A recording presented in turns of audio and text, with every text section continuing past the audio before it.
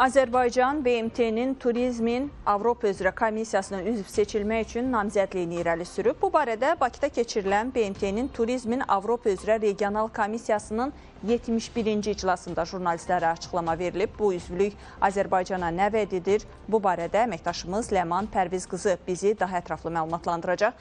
Hər vaxtın xeyirli olsun Ləman. Avropa ilə ölkəmizin turizm əlaqələri ilə bağlı hansı açıqlamalar olub? Buyur səni eşidək.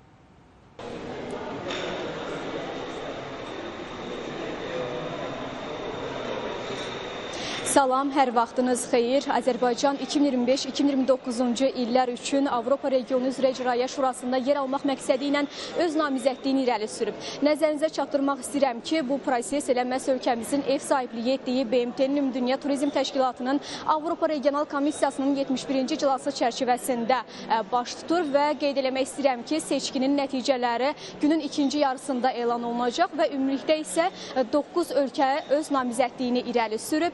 Qeyd eləmək istəyirəm ki, hazırda iclas daxilində müzakirələr aparılır və az öncə isə aparılan müzakirələrdə qeyd olundu ki, Azərbaycan 2001-ci ildən BMT-nin Turizm Təşkilatının üzvüdür və bu illər ərzində ümumiyyətlə Azərbaycan üzv olduğu həmin təşkilatda fəal iştirak edib və müxtəlif illərdə isə İcraiyyə Şurasında təmsil olunub və 2017-ci ildə isə İcraiyyə Şurasına sədrlik eləyib. Qeyd eləmək istəyirəm ki, çıxışçılar onu da bildirdilər ki, son illərdə Azərbaycanda turizm müsbət dinamika ilə inkişaf eləyir və 2024-cü ildə əvvəlkilərlə müqayisədə ölkəmizə gələn turistlərin sayı 26% artıb və onların xərcləri isə 5,1 milyon Birləşmiş Ştatlar dollara təşkil eləyib.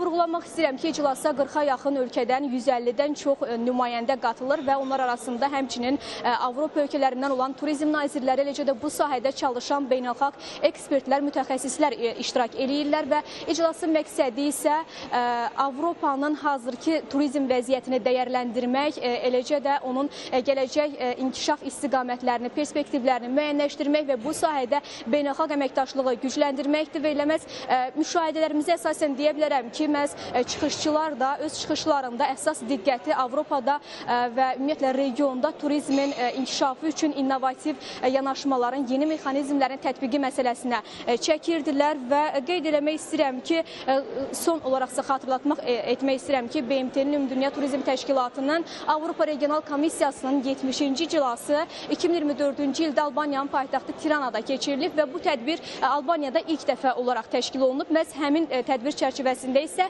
2025-ci ildə ölkəmizdə 71-ci iclasının keçirilməsinə dair razılığa gəlinib və bugün bu mötəbər tədbirin hazırda eləməz ölkəmizdə reallaşması onu deməyə əsas verir ki, Azərbaycanın bugün beynəlxalq nüfuzu bütün dünyada artıb və həmçinin ölkəmiz dünya miqyasında təhlükəsiz, eləcə də sabit bir turizm məkanı kimi tanınır. Belə mənim sizə çatdıra biləcəklərim bunlardan ibarət idi.